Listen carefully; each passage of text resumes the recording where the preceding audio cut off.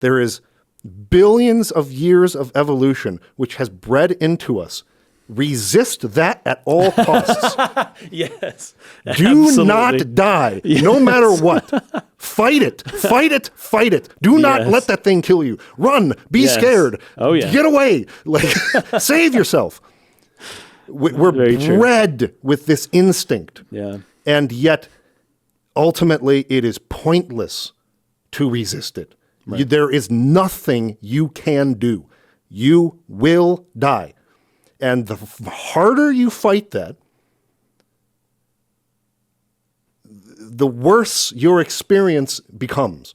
Oh, sure. And as oh my gosh, soon yes. as you can accept it. Yeah. That's the first step. Acceptance is the first step. Yep. You then start to see the beauty of this. Welcome back to the State of the Arc podcast. My name is Mike. My name's Kason. We're here to talk about the ending of the base game for Outer Wilds today. I'm literally like at a loss for what I'm going to say about this. Other than to say, I'm going to try to explain the next statement I'm going to make, and I don't think anyone's going to understand why. This is my favorite game of all time. And it's not close. It clears everything I've ever played before, and it's got it so far in the rearview mirror you can't see them anymore. Wow. I had nothing short of a spiritual experience at the ending of this game. And it's a culmination of a lot of things that we have sort of touched on throughout lots of podcasts. Yeah. So by saying that, I mean, I couldn't have had this experience 5 years ago or 10 years ago had I played Outer Wilds at that time. Yeah. There's no way I would have reached the same conclusion then. But now, in particular, based on recent history of my life and things that we've talked about and been kind of driving at in this journey of this podcast, it was profound in what it communicated to me. And I don't expect that anyone else will get it when I try to explain it. But it's my job to explain it, so I will try. Good. Just know that that's how I feel after this. And I think that was surprising enough to people, because I made a post on Twitter or something, being like, my favorite game of all time, where they didn't like want to believe me, it felt like. Oh, this must be recency bias. So you're saying this too soon to say that. Like, dude, no, it's not. Anyway, I don't know how you felt about the game and its ending, but there is a lot there. Oh, yeah. Symbolically that I've been kind of itching to get your perspective on. I have some of my own thoughts, but I know that there's probably a lot there to chew on for you as well. Well, I have a ton to talk about, especially at the very end. The very end part. Very, very end. It's a metaphor. The whole thing's a metaphor. Yeah. It's really profound. And I'm going to touch, I think, a little bit later on exactly why I think it feels so profound and significant. It has to do with our distant ancestors and the way that they... Hey, we might be saying the same thing. As soon as you started talking, I was like, I think I have things to add to what you're saying. I think that we are going to have a good conversation here. Just to put it shortly, the way that something like spirituality or worship or something likely scientifically, evolutionarily came about is through something along the lines of groups sitting around a campfire in communion with each other, singing, making music, right? And creating a new world. Music, which some believe there's some evidence for this, and it's not necessarily concrete, but that it predates language. Speech, yes. That so communication through music and through musical tones and predates language. Yeah. So go back 100,000 years, and you've got cavemen in a forest with the trees and the leaves and the pillars surrounding a fire, looking at the fire, singing a song together in communion all together, and then imagining basically how story began. Mm-hmm. They all tell a story, and you see it come to life above the fire, basically, and everybody's looking up towards this, and they're all having this transcendent experience. That is how church started. Yeah, basically. Right. Religion, that's how or spirituality. Yes. And I don't mean to discount, because I personally I believe in God. Mm-hmm. But if you're just going to try to be naturalistic and rationalistic about everything, that's a pretty good place to go. And it means that the worship service, like even if you go into a Catholic cathedral, you've got the pillars, right, which are like trees. You've got the stained glass, which is like light filtering in through leaves of a canopy in a forest, right? You've got the chalice with the Eucharist, which is like the fire of and then everyone singing songs all around it, having this spiritual experience. Like we're recreating something that the way our ancestors long ago did it was different in a lot of ways. It was more nature. It was more natural, I guess. Yeah, but it's the same. Yeah. But it's the same core experience. Right. And then the way that we're feeling is shared. And that's what makes it so beautiful. It's a shared experience with other people. Yep. And if the end of this game was just us doing this on our own, without the music, without the other people along the way, without the collective experience, without the fire, without the trees, without nature, without the light above, it wouldn't have been the same. Not the same at all. Well, yeah, it just not, the hints of what you're getting at here, I think, are going to interweave pretty well. Good. With some of the things that I know I want to say, but I have no idea in which order or even really where to start. So I guess we start with summarizing. Summarizing what happened. It wasn't as hard as I thought it would be. You just take a picture and we can land on was like, really? That's it? I thought it was going to be so complicated. Although I do have to say, the typing the patterns into the ship was not so easy. You had to go get the core first. Yes. So just to go Dark Bramble, write in the code. You can't didn't work. Actually go anywhere because you don't have a warp core. It doesn't have a power source, exactly. So in order for you to use those coordinates and warp, you have to have a warp core. Yeah. And there's actually a Nomai floating there with like an empty warp core like right next to it, which I think would be the hint. Oh, it doesn't have its power source. Right. So yeah. Let's start with Quantum Moon, I guess. So cool. Last week we were saying, I don't know if I really get how to get there, even though we did. I guess we could have gotten there this whole time. It was more complicated than it was. Yes. The idea is, which we learn in the quantum trials on Giant Steep. Giant Steep, yeah. The tower. Looking at an image of a quantum object and observing with your natural eyes a quantum object, these are the same. Yeah. So if you take a photograph of a quantum object and you're observing the photograph, you can turn your natural eyes away from it and it will still remain where it's at or where it was when you took the photo because you're still observing it. That's a rule of this universe. Of this game. This game's universe, not our actual universe. Yeah. So you take a picture of the moon, and while that is still in your viewer, because you can kind of, it's like a little computer screen that comes out when you launch your probes. Yeah. And it'll like put the like in the top right, yeah. So then you enter into like the clouds of the quantum moon, and then you'll finally reach the surface. And you crash into it because... did you crash? Yeah, I mean, I don't think you can't not crash because I mean, I don't know. Maybe if you're approaching it extremely slowly, but I suppose the idea is like the second that you would have passed a point inside of that murky cloudiness where you would know that where the actual surface of it would be behind. It's hard to explain it. It would just immediately go away, and so then you can't actually reach it, right? Yeah, because it would be too dark, right? Yes. So in this case, you do.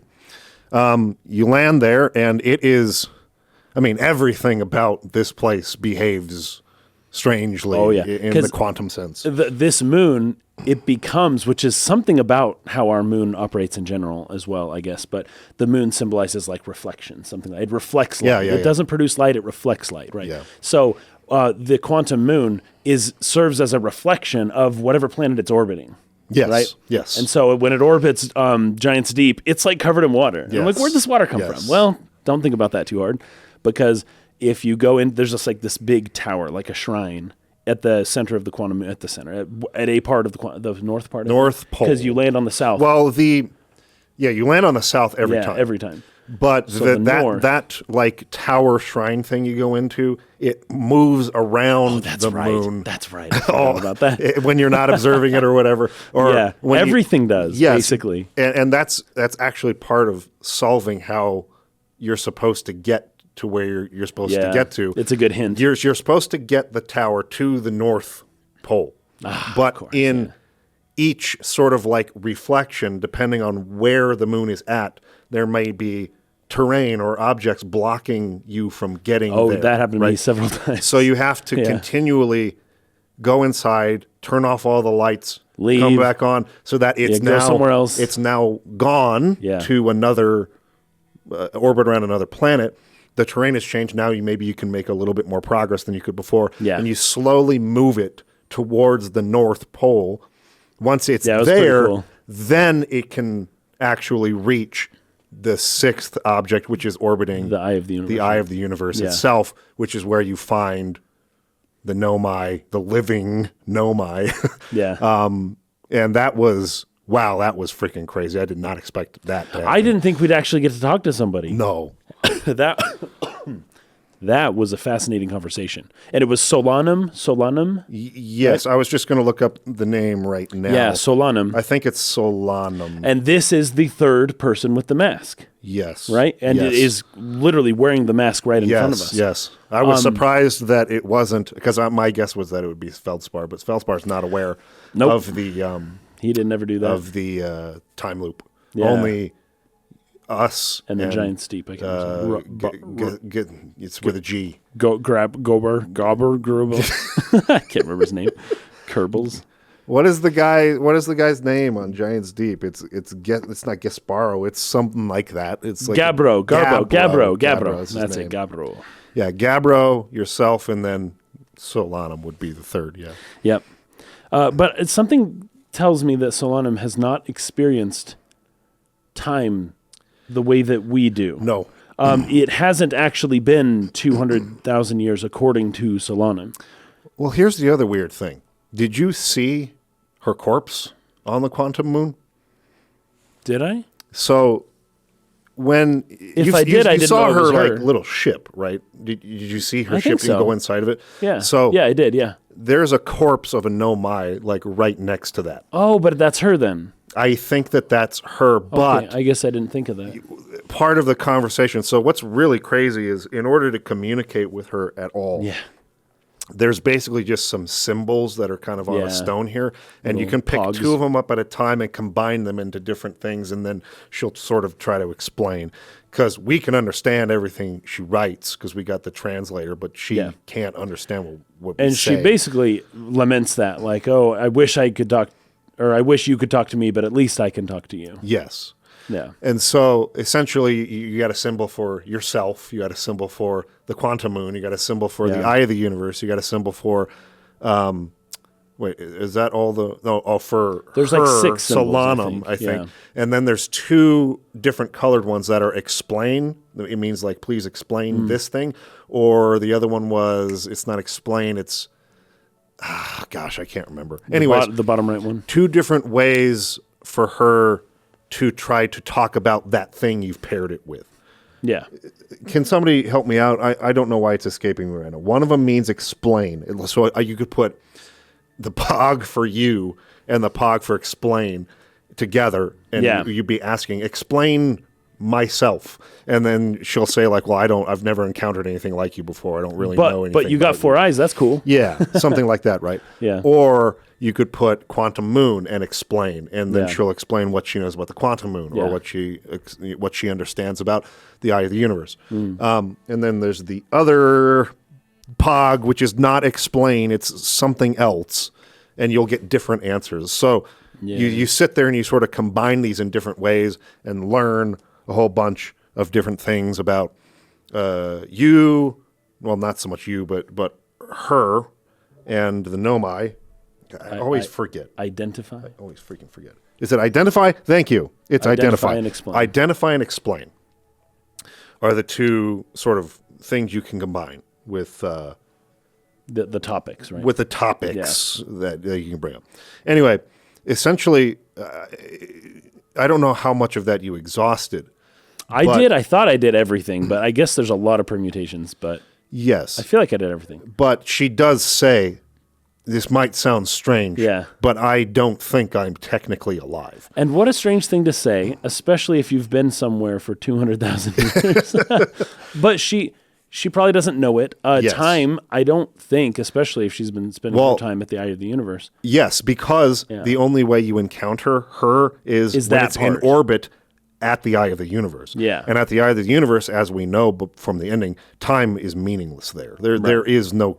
The concept of time it kind of doesn't exist there at all. So she's just having this strange experience. Yeah. And she's into... Okay, this is the significance of her dead corpse then. She is in two places at once. Her body is one place, yet she's also physically here. I think... Right, that, but it's just the quantum. It's all funniness. Yeah, but yes, I think you're right. She died, but the her that was at the eye, orbiting the eye of the universe, is still kind of there because time doesn't work the same way at the eye of the universe as it does. So she was there on the pilgrimage, was what they kind of were starting to do here towards the end of the Nomai. In our solar system, coming of age, they would go on this pilgrimage to try to get close to the eye of the universe. So they had figured out how to get to the quantum moon and how to get the quantum moon to go in orbit around the eye of the universe. Right. But they didn't know how to get to it. They didn't know how to then access it. You can just see. It. And it's funny because the way Solanum describes it is like, oh, you can kind of see the eye if you stand here and look up. And it looks like a whirlpool or a whirlwind or something, just kind of with like a circle in the middle. If you stand right under it, looks like an iris. Yeah. But there's no way to get to it. And I questioned what I was even looking at. Yeah. So. But speaking about time and how it doesn't really hold any meaning at the eye of the universe, the two of you are there simultaneously because time is not linear in orbit of the eye of the universe. So these two times are happening at the same time. Right. And the reason they'd be happening at the same time is because I guess both subjects are conscious, right? Yes. And so... And it might have something to do with the memory masks, too. Oh, that's probably the fact true. that, I would think that might have something to do with why we're not encountering, say, just any other Nomai who might have gone on the same pilgrimage and been there. But and we are able to actually intersect in this way. I would guess maybe it has something to do with those masks, but I don't know how necessarily. But that would just be my first instinct as to why that is. But so it's Solanum is Schrodinger's cat. I guess so. That's wild. Okay, it's not what I expected at all. So anyway. You learn a lot of cool stuff there, but I actually was I felt like most of what was revealed there, I had either already sort of learned other places or had sort of worked out at this point. It didn't feel like there was any like really huge reveal there as to, okay, now this is how you finish the game. Not really, no. Yeah. So it almost felt like you didn't have to do this. I guess not. It's just, and it would actually change the ending too, because I guess if you hadn't encountered her, she wouldn't be at the campfire. Would she not be there? Well, is she not there if you? I don't want to I wonder. I don't want to spoil the DLC because I haven't even played it. Okay. But I do know there's another character who can show up at the campfire if you've done that. Okay. So. Anyway, I mean, I would assume... Okay, WP is saying she's not there at the end if you don't find her. So, anyway, it adds another person to the music at the end. Yeah. Oh, and her song is probably the most Yeah, it's an interesting. It's a little beautiful. like keyboardy Yeah. kind of thing. She's got like a little tablet. She's sort of like touching. Yeah. Sort of sounds like a keyboard or piano type instrument or something electronic. But anyway, it was really, really cool. I feel like of all the puzzles of the game, figuring out the quantum moon was like the most fun. That was fun. Yeah. You got to go in there. You got to turn off your flashlight, and you got to turn it back on, and then just keep turning it on and off and on and off until it's at the right place. Yeah. Anyways, it's really fun. I liked it. It was great. Solanum also mentions that the way of life for a nomai is to seek and understand. That just puts the nomai very close to humans, I think, just in general. Like I don't know, seeking and understanding is basically all. Like I have a 5-month-old child right now, and that's all that kid is trying to do every day is to look for things and try to figure out what it is. Yeah. Like just trying to understand it, and just the awe and wonder of every new object, and like, what is this? What is this? What is this? Trying to figure it out. That's just what humans are hardwired to do. So Yes. And that plays a huge role into why the ending was so profound to me. This kind of it just feels like everything that went into this game, every choice in terms of how the story and the gameplay are designed together, play on that idea of this need to understand, to the curiosity born from to go out there and figure out what's going on. What does this mean? And an almost obsession that can come from that. And then in the end, what does it all mean really? Is we'll get on that. We'll get to that at the end, I think. Is like kind of, I guess, the seed that I'll plant now for where I'm going to try to go with this by the end. What does it all mean? But anyway, that's Quantum Moon. Now, at this point, I was like, okay, I got to try to find out how to get inside the Ash Twin project, because that's like the last place I hadn't been to yet. And so, go back to the Ash Twin itself. There's tons of like portals that warp you to different places from there. You can go to the Sun Station. You can go to Brittle Hollow.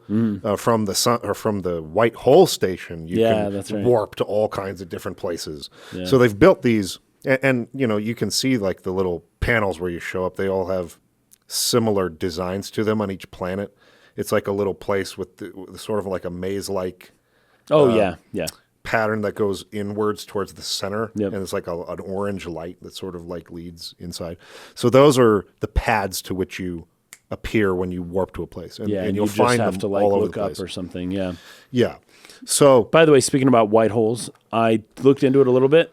Yeah. They are theorized. Theoretically, yes. Not. But we have some evidence for black holes. Right, like some possible photographs and some, some tangible evidence. There really are black holes out there, right? Yes. No such thing for white holes. They're still just kind of in the realm of speculation. Yeah. But you're reminding me that there's kind of a few things to correct from previous episodes. Gosh, it's probably a bunch. So, well, in particular, the main one I wanted to touch on was the dark bramble space stuff we were talking about last time. Oh, like the size, the scale stuff? Well, not so much that, but the duplication. So there is no duplication of objects happening. It's just a duplication of signals. It's a signal from the same object come from two different locations. I know what that means. Yeah. Oh, that's crazy. That's the wave versus the particle. Yeah. There's two seeds that lead to the same space place where the thing is, but this seed is too small to get inside of. That seed is larger, and I can fly my ship into it. I see. But I'm getting the signal from both. Yeah. So both of these totally separated seeds are giving me a signal that my probe is there. Yeah. And that was what confused the Nomai. They were like, wait a minute, it doesn't make sense. Yeah. How can our freaking ship be duplicated? It wasn't that the ship was duplicated. It's just that the signal they were receiving from it was coming from two different places within that particular part of Bramble space they were in. Okay. So it's just the signal was duplicated, not the object itself. So that was one thing I wanted to correct for this week. But okay. So anyway, finally figured out how to get to the Ash Twin Project. It is a little tricky at first because the portal only opens when the Ember Twin is right above, and you got like that, obviously, transfer of sand that will lift you up. Right. So I see the portal sort of activate right when it's above it, because you're supposed to go in there and look at it, right? But it would just pull you up into space and like throw you over on Amber. Yes, that happened. On Ember Twin. Yep. So you have to like propel with like your jetpack down into the portal so that it doesn't carry you up out of the portal. You have to fight it. You have to like sink into the portal. But once you do that, you actually reach the inside of the Ash Twin Project itself. And this is, I mean, all kinds of stuff that you learn here. First of all, that it didn't work. That they sort of they were not able to blow up the sun or whatever. You get all that dialogue about that. But you go further in, and there's like a control that allows you to like turn off the gravity inside, and another control that opens up the core where the warp core is at. Yeah, that's right. If you've done like you did any experimenting in the high energy lab on the Ember Twin, where they had smaller versions of these, where you kind of they were doing their experiments on cores, it's like a larger version of one of those. Yeah, it's in the same sort of like container, but those were very small for their experiments, and this one's like a full size one. So you got to turn off the gravity and then float rocket up, boost up there to grab it. And you grab the warp core out of the machine. Which I guess would end the loop. Yeah, the loop can't happen anymore once you do that, right? Yes. This was but the star's a crazy still gonna blow up. experience, because when I took it out, I went, oh, if I don't do this right, this is the end. Like if I don't actually if an anglerfish eats me on the way, that's it. Your memories won't transfer because there's no data. There's no going back now. Yeah. And what I did was I just put it back in and I left. To go do some other stuff? To talk to people. Yeah. I especially wanted to go talk to all the travelers. Okay, nice. At different points of the cycle. I kind of wish I did that. But because some people had said, because I think last time we had talked about, these Hearthians seem very chill about in the face of everything, and people were like, well, go talk to Chert at the end of the cycle, So turns out Chert has like a freaking existential crisis, at the end, where he's like, wait a minute. The sun's going to explode, and like, I wasted all this time here, like trying to read these stars, all this stuff I could. He like starts losing his mind, and then like right at the very end of the cycle, he'll be kind of like starting to accept and be like, "Well, you want to sit down with me, like at the end of all this?" So they're not all this way. Not all the Hearthians are this way, but I do feel like a lot of them are. So I don't think it totally invalidates some of the stuff we were talking about last time about them, but they definitely do have. Some of them that experience a significant level of stress. Interesting. So okay. That's another correction I wanted to make from last time. But so I did that. I went around and I talked to all of them, made sure I exhausted all the dialogue options, rested near the fire, waited to different points of the cycle to talk again and see if any more dialogue options came up. It really was mostly Chert whose dialogue changes later. As it goes. But there were still some discoveries I had made that I hadn't talked to, like Ryback about or something like that. Like, oh my gosh, I found the quantum moon. I saw this thing from the Nomai, and he's archaeologist, so he's all about like learning about the Nomai. So they are stoked, super stoked about all this information, right? That you've learned about the Nomai. So I made sure to do all that first. I'm trying to think if there's anything else I did. Did you go back to Hearth and talk to everybody? I did go back there, and I told them about Feldspar. Like, he's in Bramble. We should probably go rescue him. And they're like, oh, my gosh, he's alive. Thank you so much. Who else did I talk to there that had any different dialogue? I can't really think of anybody. I mean, you do talk to the other person in the observatory. about the statue. Oh yeah, yeah. A little bit, and I think there might be some extra dialogue there regarding memories and the loop and things like that, but nothing that like particularly stood out to me as being like super significant or anything. But I just kind of spent a lot of time just kind of going around and trying to tie up any loose ends before I actually made a real attempt at taking this warp core and getting to the vessel in time to put in the coordinates before this loop would end and the sun would explode. Yeah. But I definitely felt like a real sense of pressure. Yeah. Like the first time I took that thing out, it just dawned on me like, oh, now it's for real. Like if I don't do this right, like it's game over kind of thing, right? So like and this really played into the profound nature of the ending for me, because as much as we've talked about things like acceptance on this podcast in the past, as much as that as a theme is like super resonant for me, I really, really like stories that push towards that. And especially in relevance to the acceptance of death and things like that, of your own mortality, the importance of getting to a place where you can accept that and become, be at peace with that. Right.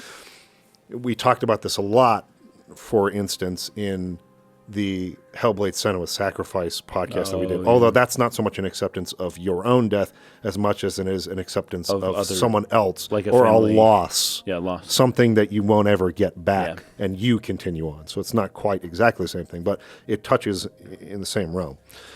So at this point, I was still expecting I was going to save the universe. I was like, okay, all this pressure. I think so, yeah. Right? I'm taking this core, I'm going to use it to get to the eye of the universe, and once I get there, then I'll find a way to stop all these stars exploding, and I'll fix everything. I was still in that mindset. I still hadn't come around to what the game was really driving at, and what had been showing me all along was the inevitability of this thing. Right. And the obsession with scouring every single piece of Nomai writing and lore to try to put together the puzzle of how to stop this thing. To save the star, And how much time was put into that. And I still was really holding on to that. And then when you actually get there, right? So you take the warp core, you get to the vessel, you put it in. Put in the coordinates. You put in the coordinates. And you just whoop, like you go there immediately. Man, it's so cool though. Like it was freaky. It's unbelievably it was so scary. Visually, just like what's even a word? It's like awe-inspiring, but in a way to where, yes, I think a lot of people will experience this equal level of fear and wonder at the same time. But that's the experience of awe. Just in general. Yes. Right? It's fear, and just like it's fear in the presence of beauty almost. Right? Like whatever's happening is overwhelming, and there's a great question mark. There's a big unknown over there.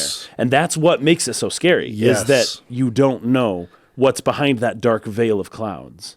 And that ultimate question mark for the human experience, or just any life, is death.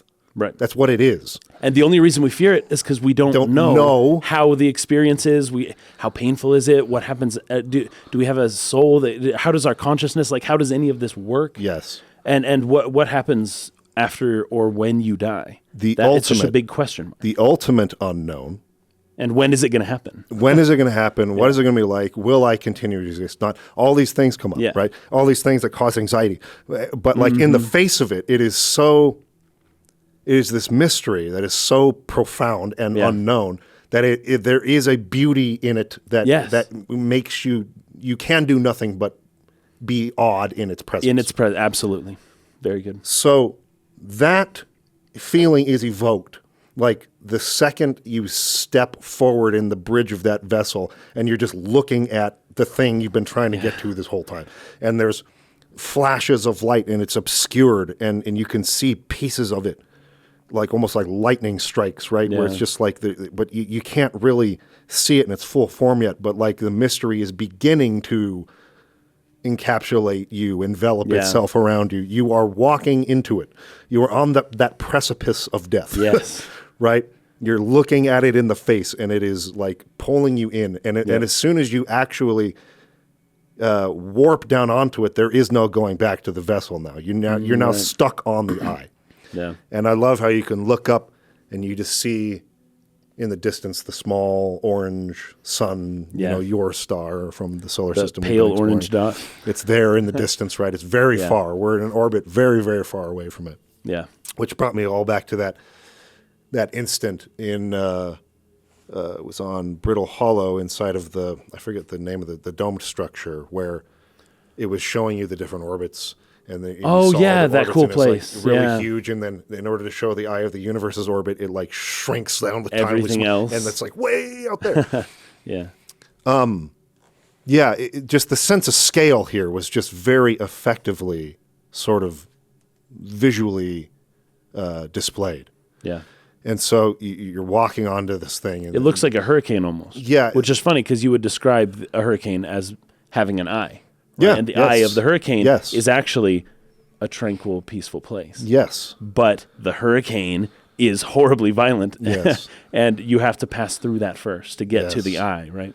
You kind of keep going forward, and it's chaotic. Yeah. I kept wondering if I could get hit. Did you get hit by lightning? Because I didn't. No. Okay, so it doesn't do actual damage. I don't think so, no. Yeah, I kept trying to avoid it. It's like, don't hit me, that's don't hit kind me. of at my point, too, though, is you're still in this mindset of, like, I got to avoid death. Yes. I've got to, like, survive past this. I've got to, like, save the universe. Life, yeah. This is all still, like, brewing in your mind as you're, like, literally walking into the eye of your own mortality, the eye of your death, of the death of everything. Well, it's beautiful because what you're bringing up is essentially the microcosm, macrocosm. Yes. Right? Like literally the cosmos and also your soul, yes. right? Like your heart, your spirit, yes. your mind, right? And they're both connected. It's almost like they're one. They're connected is the point I'm getting at. Yeah. The macro and micro and whatever, it's all connected together here. It's all tied. It's all connected, like a fireplace. Yes, sure. A hearth. Here. A core. Yes, a hearth, right? Here. All of it is connected, right? That's beautiful. Let me get back to that in a second. Okay. So you kind of come... The way gravity even like operates here is so trippy, right? Especially when you jump into that crater. Yeah, so even like coming up to it, you see it above you. Right. And then you walk to where now you're looking at it below you. Yeah. And then you jump. So not only it. does time not matter, gravity is... space, time is just all the rules totally are broken. Warped in this place. So you step off of that precipice and you fall into what looks like a black hole, essentially. And you're falling for a while. You're falling and then you're seeing like almost infinite numbers of these same tunnel shapes all around you as you continue falling. And then you come in contact with the eye of the universe itself. Yeah.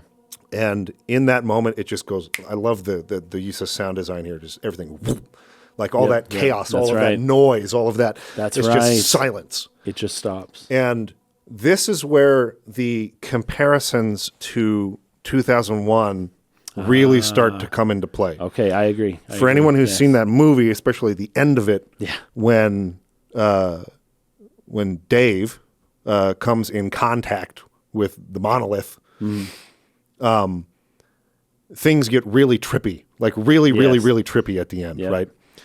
But it is essentially like a higher dimensional being of sorts, attempting...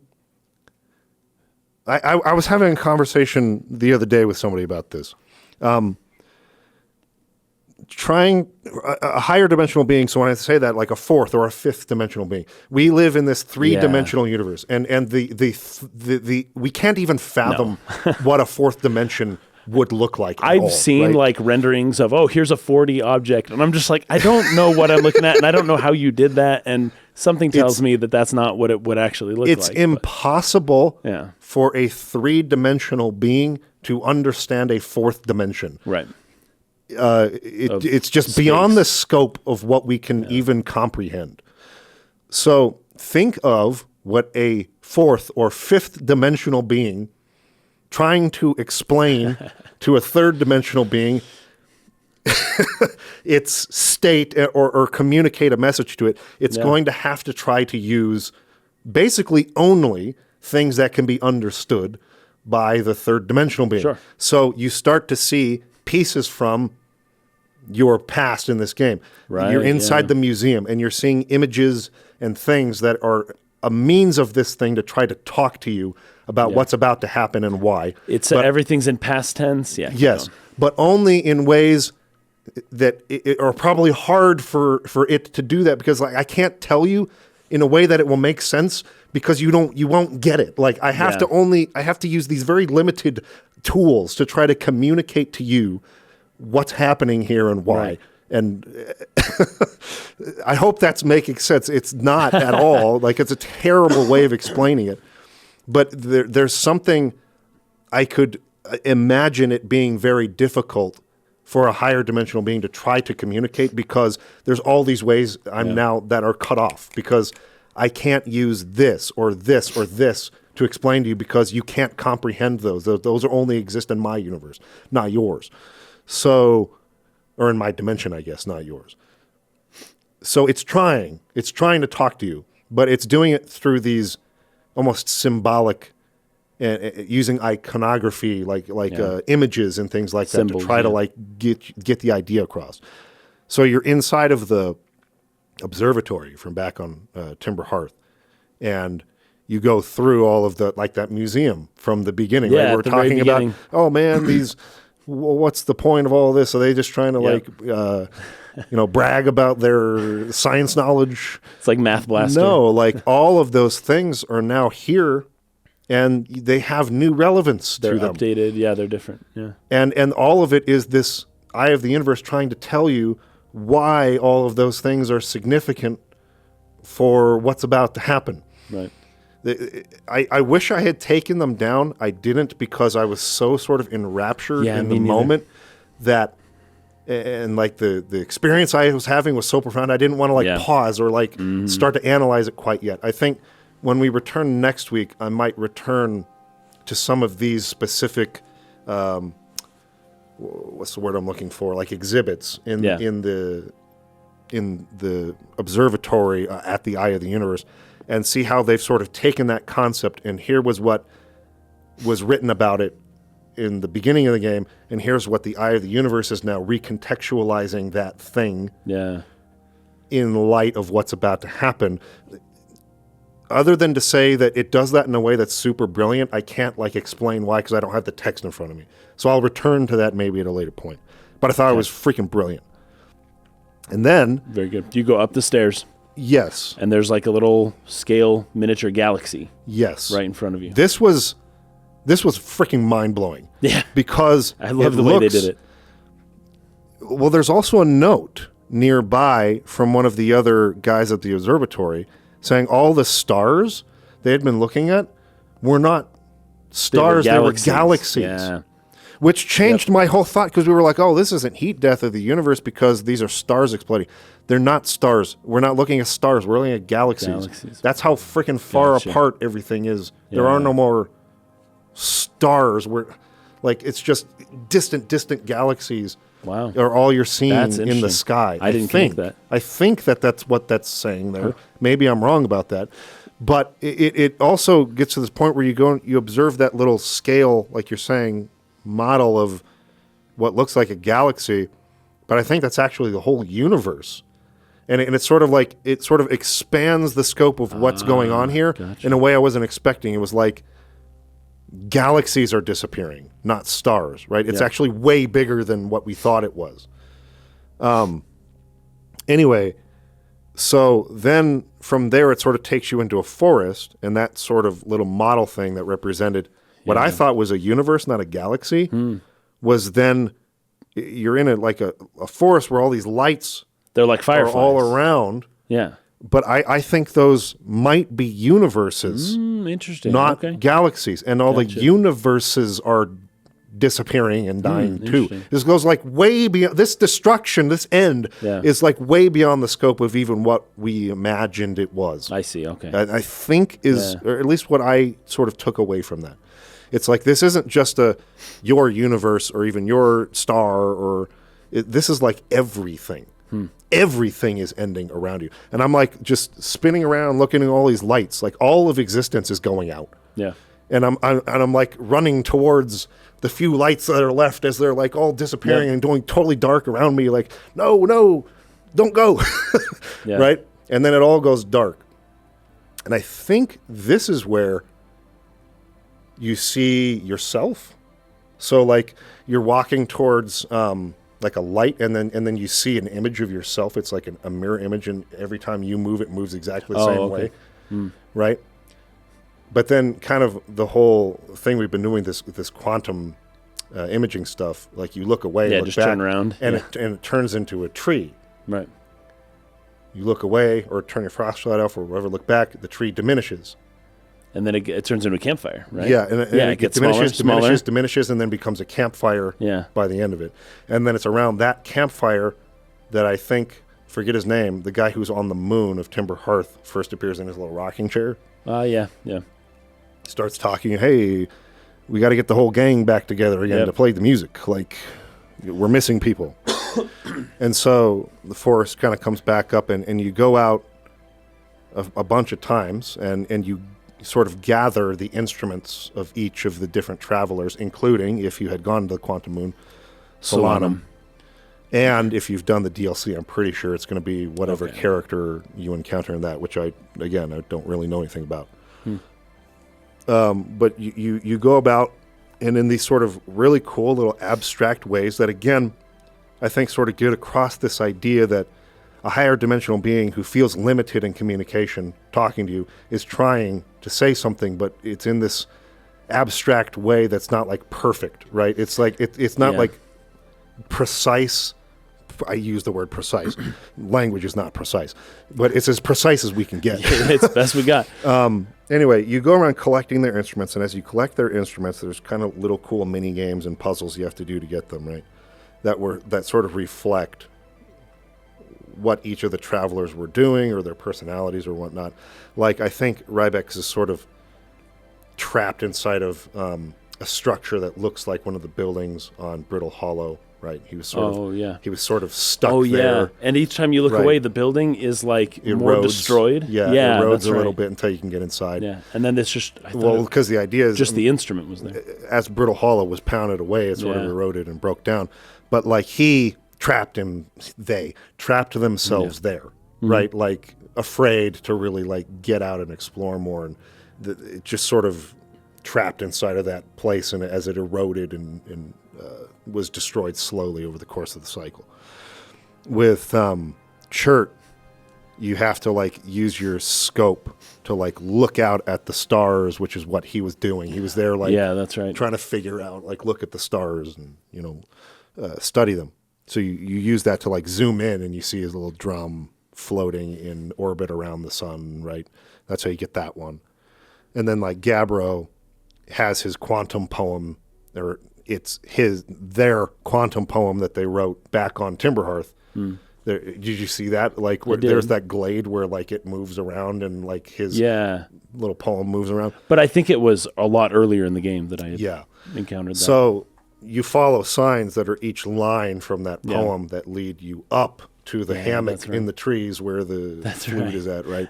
I remember too is it Solanum, where you're basically like stacking people like on top of each other? Yes. That was great. I thought that was wonderful. Symbolically, I thought that was awesome because the first time you look at it, it's a bunch of Nomai skeletons just pointing up into the sky. Just looking up. At a light up there. Yeah. And then you turn the light on or off and on again, and one is standing. Yep. And they're all kind of, and then you do it again, two, they're standing on it, and they sort of end up stacking all four, reaching for this thing that they're not even close to obtaining. You know what's beautiful though? These are the generations, right?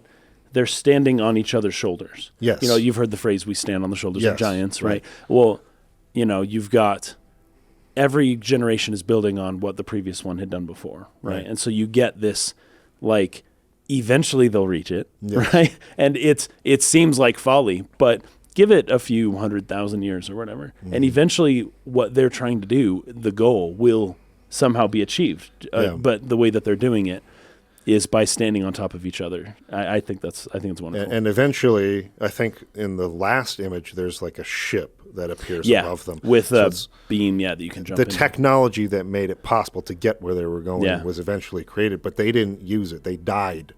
They became skeletons before they could actually get there, and we sort of had to inherit.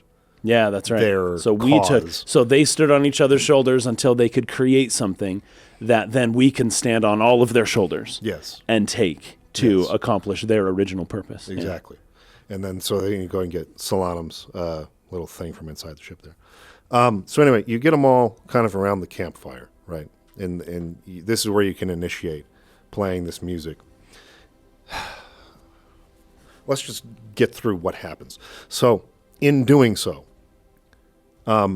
it essentially, I don't know if it's correct to say that in playing the music, you initiate the birth of a new universe, or if it's that's going to happen anyways, and you're just sort of watching it together. Because you have to tell everyone to play music. Yes. Right? Say, hey, play a song, play a song, play a song. Smoke to build a Yes. new sphere or world of smoke up there. I think you do. But maybe not. My initial instinct was, whatever we're doing in this act, it is initiating the birth of a new universe. That's what I afterwards. felt.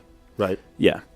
And to the point of it being music, like, there's just a lot to say about that. Like, if you read the Silmarillion, that's how J.R.R. Tolkien, the creation of that. The creation world. was through song. Yes. You look at, in Indian, I would say lore, mythology, the Bhagavad Gita. Bhagavad Gita means divine song. That's what that means. Yeah. And that's one of their, founding documents for Hinduism, right? And so this connection between music and creation is there anciently. It's been in place for a very long time, and I think it's beautiful the way that the music is used here to, I don't know, mediate. It's not that the music itself is creating it; it's the consciousness of the observers all in communion together, playing, with each other, and all together looking to the same ideal, the same goal up above the fire. That's what makes it.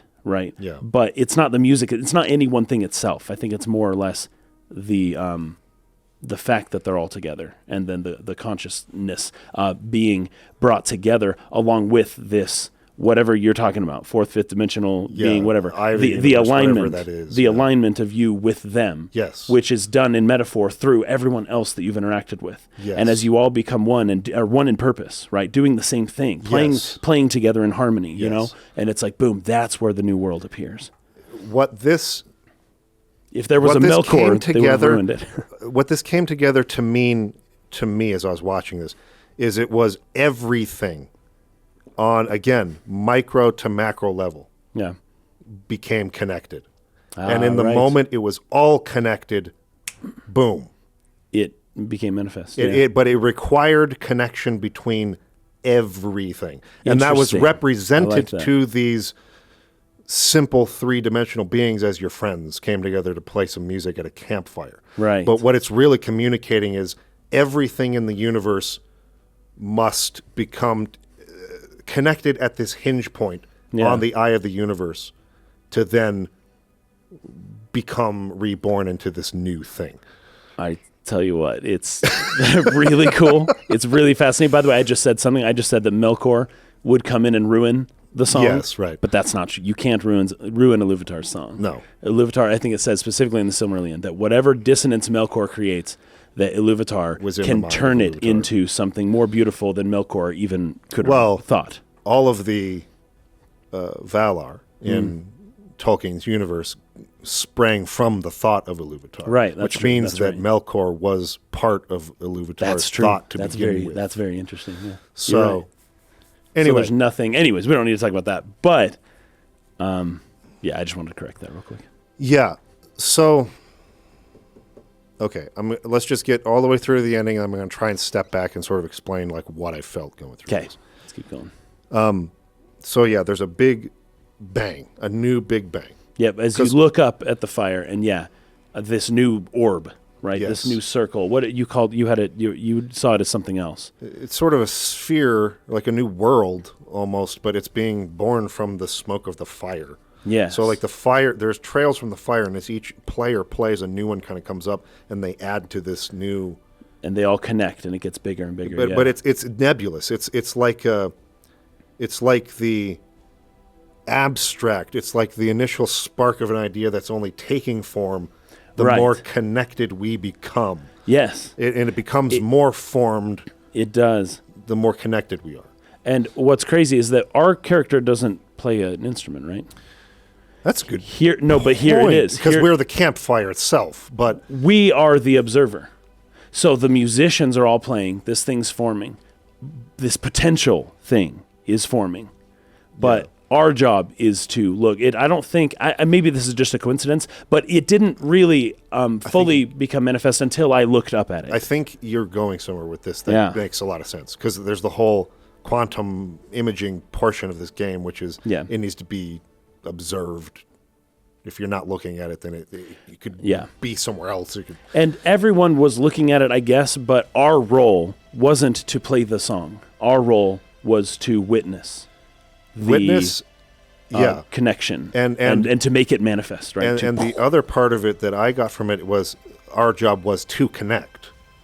We are the fire because we turned into the tree that turned into the fire. That's right. And we were the ones going out to all of these planets, learning all this stuff and telling the other travelers and connecting them to the Nomai who came before them. We were the campfire that connected all of these characters at all. Around which everyone gathered. If we hadn't done what we did, none of these things would have been connected. True. Or discovered or put together. And we go to Feldspar, we go to Chert, we go to Rybeck, we go to Gabbro, we go to Solanum.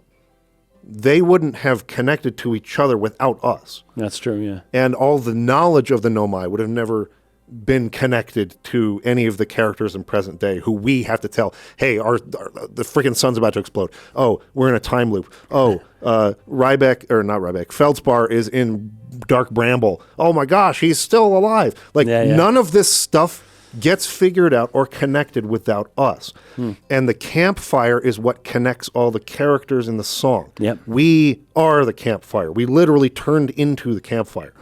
We are what connects all of those characters to the eye of the universe. We found the eye of the universe. We put it all together. We were the campfire that brought the whole universe together into this singularity, into a seed, which birthed the new universe. Yes. That's what I read from that. There's something deeply archetypal about that. That's beautiful. I didn't make that fire connection there. I'm glad you did. That's really cool. That we are the fire. The way that Mix put it is that he says that he sees our character as being something of the conductor. Yeah. Right? So that's this is the big symphony's happening, and we don't hold an instrument, but we conduct the whole thing. Great point. Yeah. I think that's a really good way to read that. So now, okay, Big Bang happens. New universe forms. The game sort of ends on this image. 14.3 billion years later. Which is what the estimated roughly age of our current universe. Yeah. And it's an image that's sort of like it starts zoomed in and kind of comes out these very interesting looking worlds that are hollow inside. Yeah.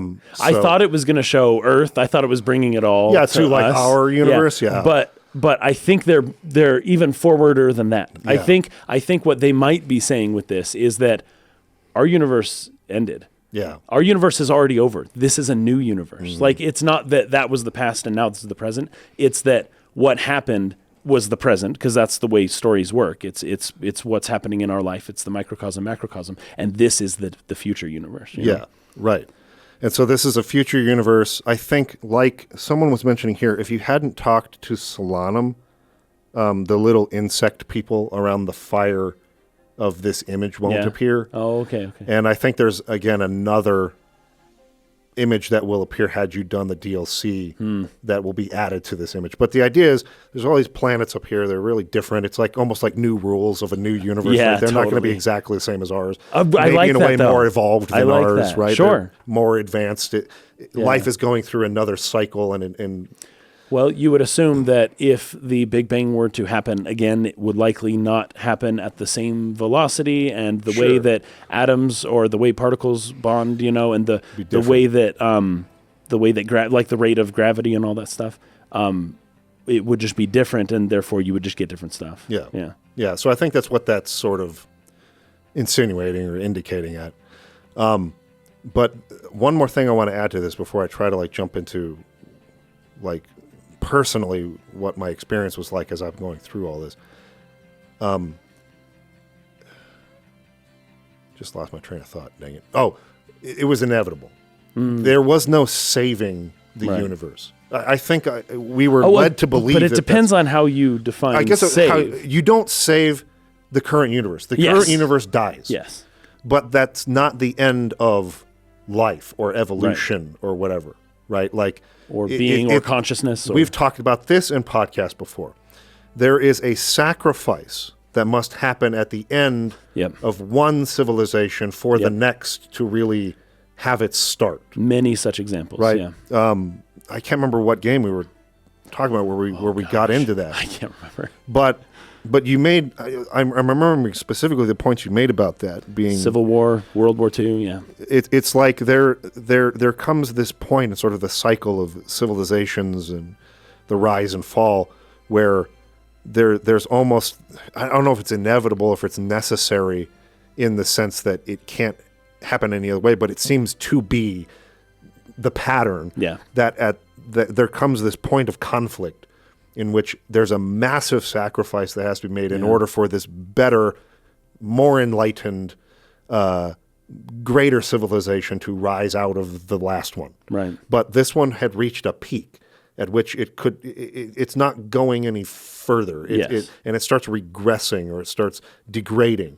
And people fight against that. No, we have to go back to how we were. No, the decline. Go back. We were better before.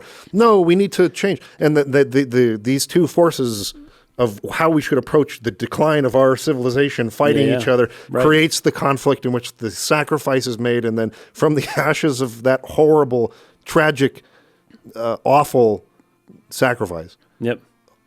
Usually something better. The seed comes out of a new that. thing is planted. Yeah. And I think you're getting some of that in this too. It's like our character, the guy that we are, and all of these other characters who are part of this other universe, you're not getting the best, the peak of what you had back. It's over. There is an end to everything. You're fighting nature to assume that you can keep something forever or turn it back as they were trying to do as they're playing with their little technology. Six God is mentioning Squaresoft and Square Enix, right? Talking about turning the clock back and wanting the previous golden age. Sure. I mean, it's not always better. I think that there's, again, in many levels. Yes. Oh, yeah. This is a pattern that's all over to all kinds of things. It's something you can see across all so many examples across so many different things we can talk about. Yeah. The point is, though, and what really struck me was that I had, even as a person who talks about this all the time and who feels like I've really come to this understanding of the importance of acceptance, had bought into this idea. I can stop this thing from happening. I'm going to save the universe. Well, it's a video game, of course, It's not like Mario just doesn't succeed at his initial goal. Yeah. And what I loved was not only that they told me no, because that's the truth, but that it was beautiful that the answer was no. Yes. It was profoundly beautiful that the answer was no. I did not get to save it, and it was better. It was It was way better Yeah. that I did not get what I wanted. Oh yeah, that's right. From that. And how hard is it for a game or just a story in general to pull that off? I've never Where it's like seen it, the which is why I'm audience- saying it's my favorite game. Yes. The audience does not get what they want, but they got something they didn't know that they wanted. Something that was or something more better, beautiful. even though it required a self-sacrifice. Yes, in this The case. ultimate self-sacrifice, which is accepting your own death. Right. You have to do that in order for the next thing, the next cycle, the next evolution to bloom. Right. You have to die. And there's we are, as you were saying earlier, there is billions of years of evolution which has bred into us. Resist that at all costs. Yes. Do Absolutely. not die, no matter what. Fight it, fight it, fight it. Do not Yes. let that thing kill you. Run, be Yes. scared. Oh, yeah. Get away. Like, save yourself.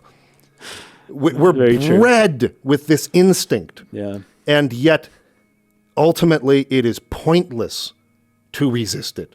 There is nothing you can do. You will die. And the harder you fight that, the worse your experience becomes. Oh, sure. And oh, sure. as Oh, my gosh. soon Yes. Yes. as you can accept it, yeah. that's the first step. Acceptance is the first step. Yep. You then start to see the beauty of this. This universe, we are, and this is another thing we've talked about so many times, we are prisoners of our perspective. Yeah, that's right. We only know, only understand the universe around us from this completely isolated, not connected, isolated prism of our individual brain. Yeah.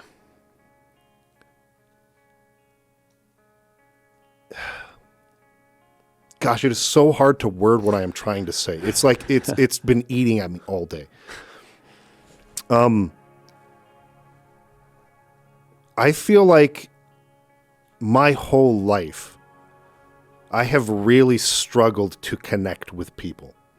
And I don't know if that's because of certain personality traits or mental disorders or the combination of them or just general fear of, what might happen if I connect with this person and then I lose that person. All of these things we've talked about in Hellblade and all these reasons that we have fear about losing stuff and fear of our mortality. Whatever it is, I've really struggled my whole life to connect with people. And another thing I've struggled with is almost like being able to accept conflict between people. There's something that has eaten at me so hard about this experience of being trapped here and not being able to take my thoughts and feelings and just like instill them into you so you get it. Right. There's something that has, and this is something I was talking with my therapist about fairly recently. There is something that still to this day just like irks me so much about, or frustrates me, I should say, more than irks, so much about not being able to really make you understand what I'm experiencing and vice versa. I cannot know what you are thinking and feeling. Right. I feel like almost since a very young age, not really being able to articulate what I mean by that, I have been so frustrated by that that I almost just recoiled from people altogether because I just could not accept that you won't really get it. You won't really get what I'm trying to say. So then it's not worth saying it at all. Yes. Right, It's yeah. almost like it's so painful that you can't understand me that I might as well not try to explain. Right. It's easier. That has resulted in this almost like obsessive attempt to become as articulate as possible, to improve my writing skills and my communication skills, and to like get to this place where I can perfectly explain so that everyone will know what I mean and it cannot be misunderstood. And the constant disappointment as I get on the internet and try to communicate those thoughts and feelings, and I watch how many people literally hate me. Now this was not part of something I planned to even say, because I beat the game a week ago. And then in just the last 2 days, there were other creators, other YouTube creators, people in the Final Fantasy space who wrote on Twitter, this happened twice, who said, I just watched Resonant Arc's podcast on Final Fantasy 16, and this is top drawer analysis. It's amazing. Oh, wow. We weren't hearing that when the game was... No, I'm not done yet. Okay. I'm sitting there going, oh my gosh, what an amazing, wonderful, nice thing to say. And then I see comment, because I'm tagged. I'm tagged in that. They tagged me in their post, or us in their post. Yeah. So I'm going to see all the people responding to that. Comment after comment. No, it wasn't. Not only no, it wasn't. They dropped the ball so hard, I don't think I can ever watch something from that channel again. Dang. Or, no, I really don't like him. I think he's referring to me, not you. So, no, it was horrible. Like, just this person despises me. And I'm sitting here, like, wrestling with that. Like, what did I say?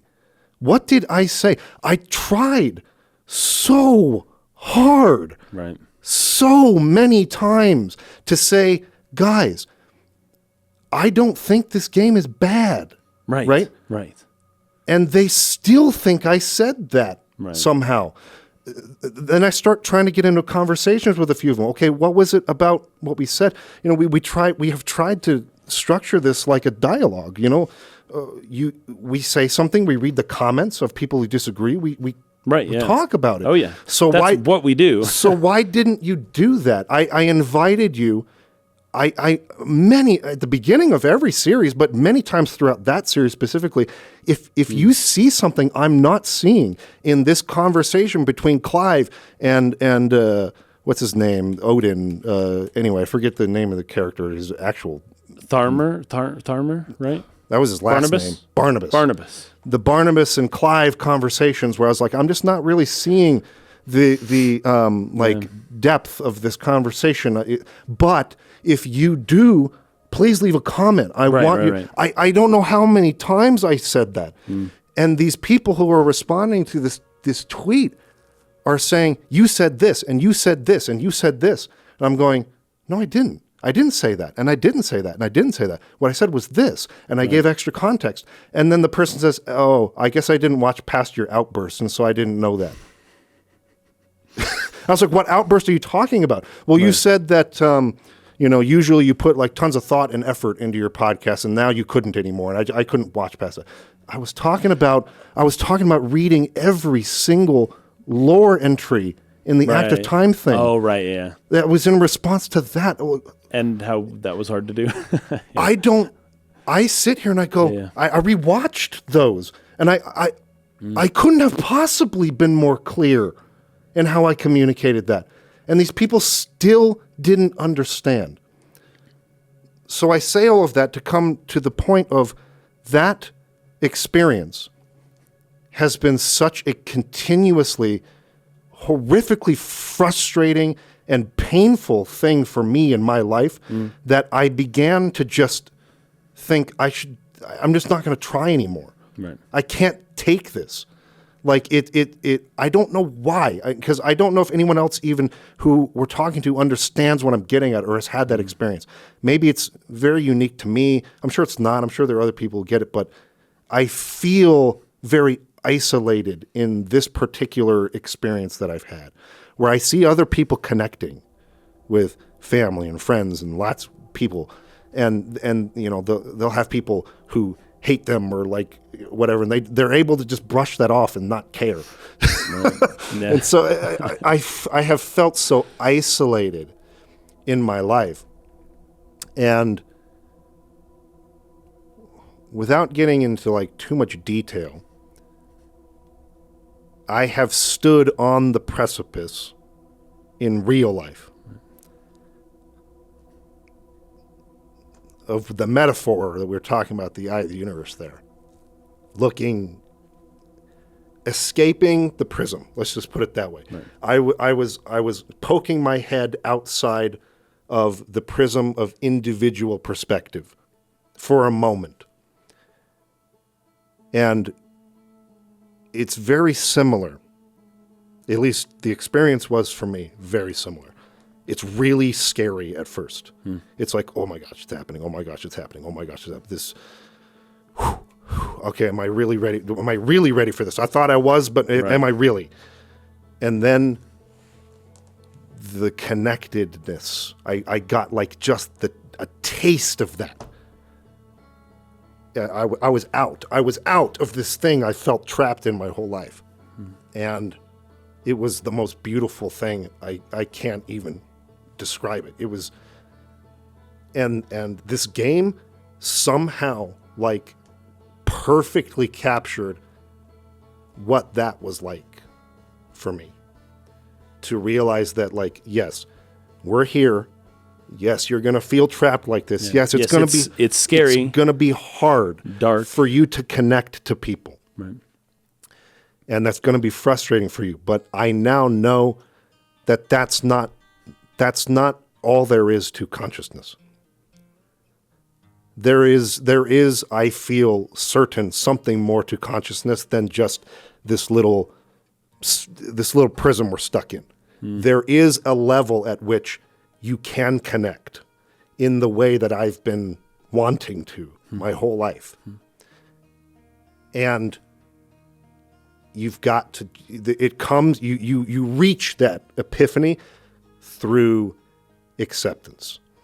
I have no idea if any of that will make sense to anybody who has either not stood on the precipice I'm talking about for themselves, or who has not simulated that experience through some kind of hallucinogenic substance.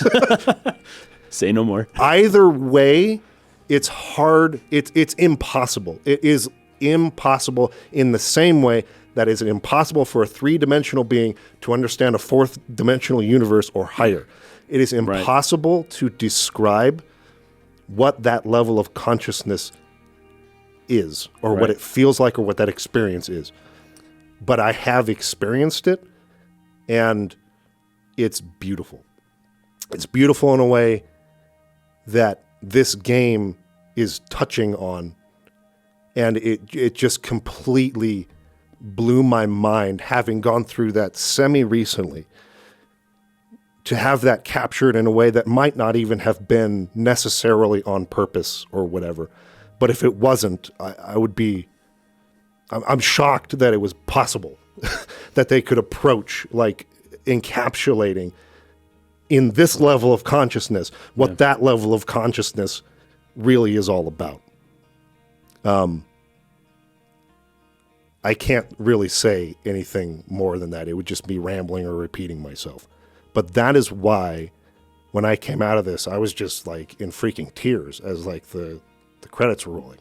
Like that was such a perfect encapsulation of all the things we've been talking about in recent years on the podcast from a philosophical perspective. Yeah. In conjunction with my real life experience with being close to death. And it was beautiful. The way that, and it made me go back to all these moments in the game. I don't know how many times I died. It was probably 50 or more. Yeah, at least. But each one of those times was uniquely beautiful. Like, I hear that music coming on, and I'm in a different place than last time. I'm like, oh, it's happening. And I go to, like, look for the sun. Each time, yeah. Where is it? I want to see it. Yeah. Have I lost my ship in some terrible accident and I'm like stuck in orbit around a planet, like my oxygen running out? And I'm like, oh, I wonder what'll come first. Where's the sun? Will my oxygen run out, or will the sun kill me first? Let's find out. Each one of those deaths was like uniquely beautiful. And yet I had not seen the whole time that was the point. The point was the acceptance that this is all ending now. It's over. And it's okay that it's over. It's actually a good thing that it's over because something better is coming from it. Yeah. And although you will end, it's going to be a beautiful thing. The encapsulation of that idea in all these little instances that led to the big instance of the ending and communicated through the eye of the universe to our character through these abstract visual concepts was nothing short of about the most brilliant thing I've ever seen in a piece of media. It was amazing. And it has completely changed my whole view on like what I want from a video game going forward. Oh, geez, you just raised the bar. I hate to break it to you, but I don't know that many games will be able to. It won't, and that's that. okay too, right? Like it's not like we'll go back to some kind of wartime story now with Tactics Ogre, and that there won't be cool stuff to pull from that and stuff to explore. It's not like nothing else will ever be satisfying again. I'm sure it will, but it's just changed, I guess, like what I want from a video game in the sense like it need have no combat system. It need have no right. I'm kind of at this point been there, done that kind of thing so many times that I want to see people do things where none of that's necessary. This game had no violence outside of, I guess, self-violence when you crash, and then or nature destroying you. But like, it didn't need it at all to create some pretty incredible conflict, like in high stakes. Right. Like there's many times that you felt the stakes. Like I said, taking out the warp core was just a moment where I had to like breathe through it and go. I like literally felt the pressure of that. It's like, okay, I'm going to fail my whole freaking Hearthian people if I don't like get this in there in time. But like that whole instinct was wrong. Yeah, the paradigm. Yeah. I'm trying to, no, none of that matters, man. Like accept what's happening to you. Whether it happens now when you're holding the warp core in your hand and you don't get there in time, or whether you get to the eye of the universe and it happens then, it's the same. All of everything is going to connect to this one point of singularity, and something new will be born from that. Right. And that is just a cycle of everything. Yeah. That's how everything works. Exactly. Right? It goes, it dies, but there becomes a seed. That's the newness of life. Also, let's say that you did save the sun or whatever. You just kick the can down the road. Yes. Right? That's all it is. And at some point, this will happen to someone. Yes. So it's happening now, and no other game would really tackle the idea of like, well, it's going to happen anyways. Yeah. So let's you're not making it happen, but you're accepting that it is happening during your time. Yeah. So, well, I think that's all I have to say. Okay. You got? I do. I got a little more. Just that you noticed. I just reveled in the scene at the end, and as I kind of caught on to what was happening, I was very curious as to how they were going to pull it off. Specifically when I was in the forest and all the universes were disappearing, and I was like, I see where they're going here, and I don't know if I'm going to like it or not. I loved it. I thought it was wonderful. When you get to the fire, so I've been reading The Fellowship of the Ring lately. You have too. Yep. I just read the chapter of Lothlorien and the beginning of the next chapter of the Galadriel's Mirror, something like that. Yep. And the way Tolkien describes that forest is surreal. It's amazing. His writing is on point, but he is hinting at something beyond this fantasy world that he's talking about. He's describing the real world. It actually just hit me literally like on the way up here as I was reading the book. I was like, he's not describing his fantasy world. He's describing his real world. Mm-hmm. There's a specific line where he talks about like the hearing voices in the trees, like music falling like rain from the skies upon the leaves, and I'm thinking like you hear the voices, but you don't see. He's saying that Frodo doesn't see the elves yet. He just hears the voices. Yeah. And I'm like, those are fairies, first of all, and you can hear it. Just to be in nature, to be in a forest, to hear the sounds, and to experience the magic that reality has to offer. If you would just give yourself up to it, right? If you would just attend to what's around you and realize that the river and the leaves and the wind and the bugs chirping and everything, the birds, it's music, right? It's not the modern, 4 on the floor, 120 BPM music that we have now, but it's musical in a beautiful way that's less predictable, that's less specifically melodic, but that's harmonious in its own way. And so when I come to like this place, when we come to the campfire and everybody's gathered around it making music, and I'm just thinking, this is how people saw the world before modern people showed up. Isaac Newton and Galileo ruined everything by observing the world. Observing gravity and that the stars are just balls of gas and all that stuff. There's this quote from C.S. Lewis that I heard recently. It was something like, a star is made of burning gas, but that's not what it is. That's just what it's made of. Yeah. A star is many other things. And you do yourself a disservice when you say, well, a thing is only whatever its constituent elements, right? That's what it is, right? It can never be more than that, right? Yeah. But the experience, the conscious experience of being in a forest, listening to music, gathered around a campfire with other people you know, love, and care about, right? And as you all are just like experiencing this communion together in a place that is beyond a veil. Like this place is a temple, right? This whole eye of the universe, it's a temple. And if you know much about ancient temples or modern temples, how things work, there are veils into mysteries that are big question marks, right? And that tend to be communal events that symbolize death in a large way, like crossing through a veil. And this is a church too. This is entering the doors of a church, and just the people singing and the altar, which is the place of revelation, which is the fire, right? And everybody's facing it, and waiting for the world to reveal itself to them. Yeah. And I've been experiencing this a ton lately, just being attuned to nature, to the world, to the trees, to everything around me, and trying to receive, trying to commune with nature, trying to commune with the world. You told me a cool story about you being in Hawaii and having a similar experience in the sea, looking with your goggles, looking at the turtles and the fish. The life underneath, the world underneath. Yes. I felt like I was flying, like I was, as if we looked in the sky and like some like alien being was just like looking through the clouds and just like looking at us. Just checking it That's out. what I felt like just I was watching. doing.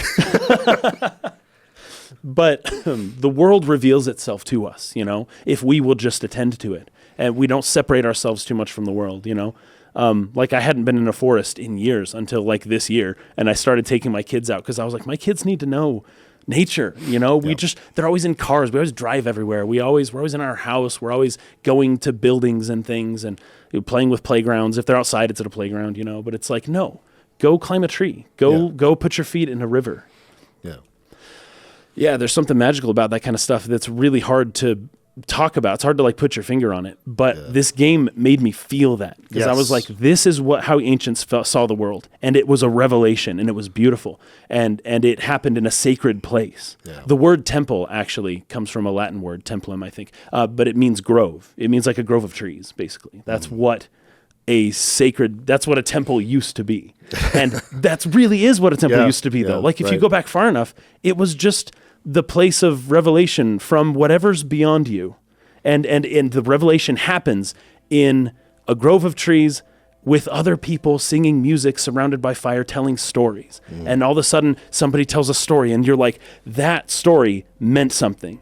That was an important story. Let's tell that again. And people begin telling the story over and over around other campfires with other people. And it turns into this sacred experience that is not just a figment of your own imagination, but is literally you trying to commune with the world and with the universe, right, in your own way. Right. And it becomes something that it approaches the divine. And this game, it did it in such a beautiful way because, like, the idea that this material universe will have an end and that another one will come from it is one that I'm pretty sure Christianity teaches. Sure. And from a certain point of view. It just doesn't look the way that this game presents it, right? Yeah. So this game shows you this like almost horrific nihilistic scene that somehow is still beautiful. Yeah. And you're like, what is this? And then it's like, well, this is another story that resonates, that we're going to start telling people now because it was so powerful. Yeah. And just like the old cavemans, and we're going to tell people to play this game, dude. You got to play this game. Yeah. Oh, let me tell you about it here. And I probably wouldn't spoil the game for them, of course. Right. But for other people who have played it, like the way that this game is able to present something in just a different way, because a lot of times, like, you'll read the Bible or something, you'll be like, that, like, whatever image you got from reading that is likely not how it would actually represent itself, right? It's not going to be however you think it's going to happen. If you read the Revelation or Genesis or any of that stuff, Revelation, you'll have these images in your mind of how things are going to be, and it's like that.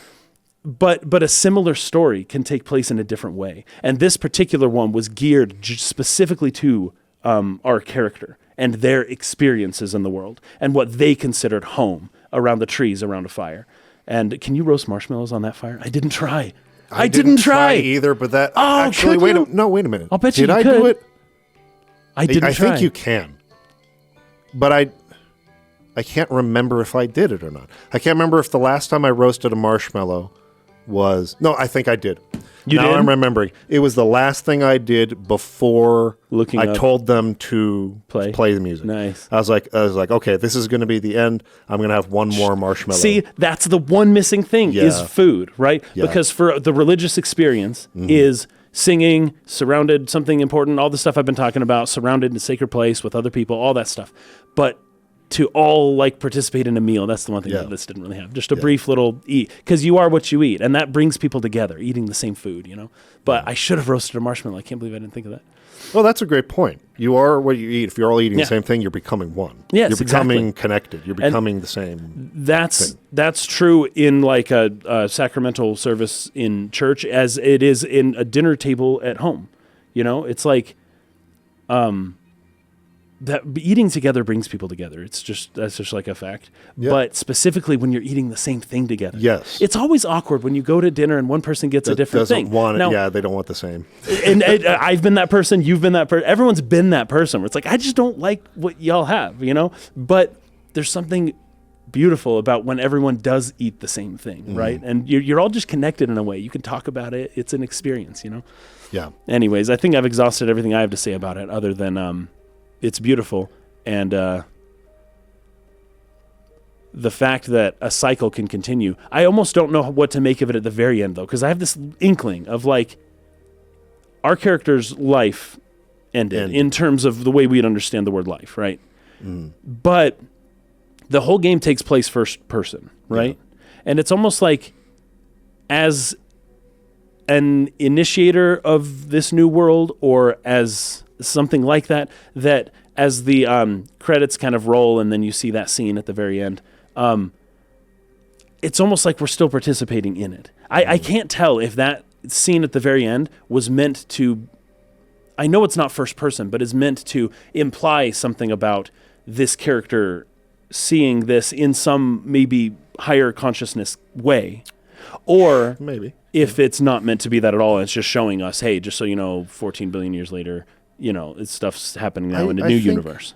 I think that interpretation works just fine. It's almost like, do you prefer to sort of look at that through the lens of, say,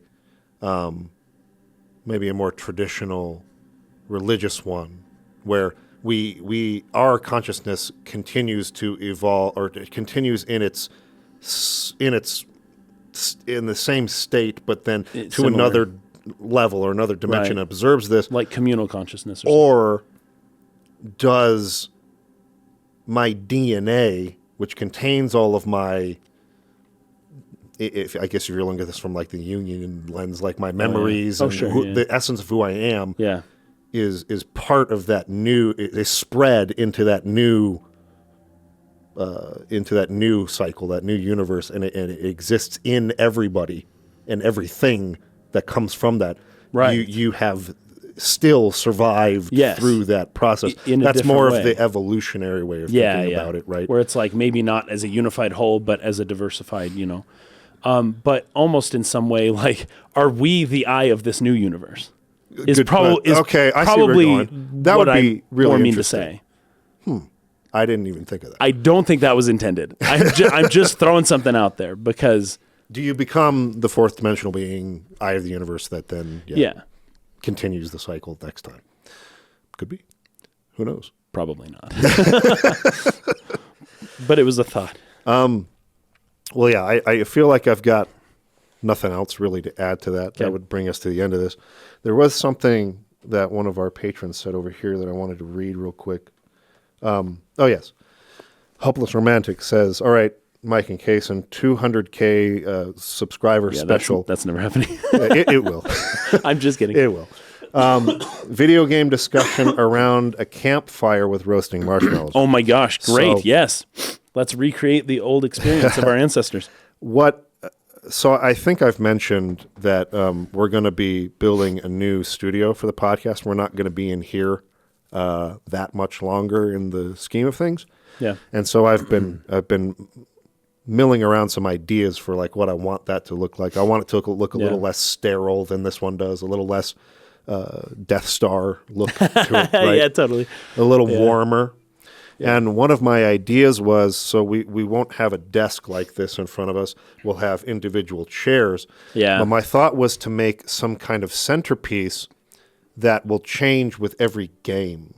So I would build, say if we were doing Outer Wilds, a campfire That'd be sweet. in the center, Just put a and few we logs could down we and- could be we wouldn't really it wouldn't be a real fire. It would be made we're from inside. special effects. Dude, that but would smoke your house so quickly. it would be made from special effects, so lights and fabric that has maybe a fan in it or something like that. yeah.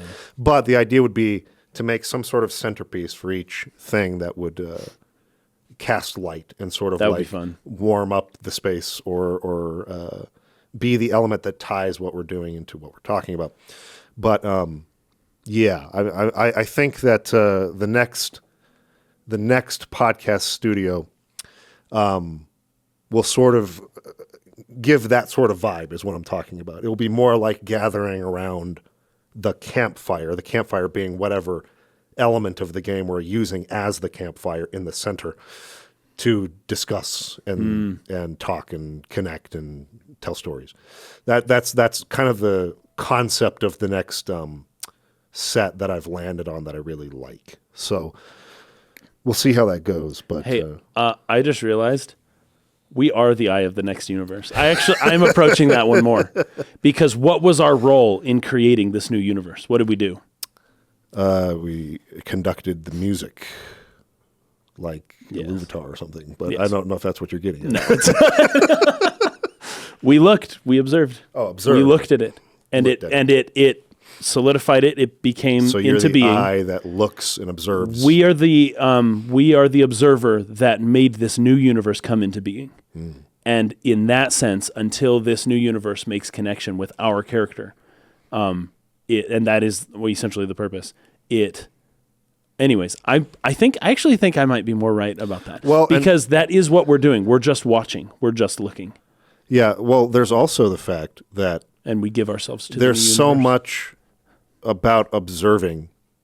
There's so much about the quantum imaging idea Yeah, that sort of like works into how you progress in the game. It's all about, are you observing it? Yes. And are you observing it correctly almost, right? right. How are you At the attending right to this new world? time or place or Yeah, whatever. yeah.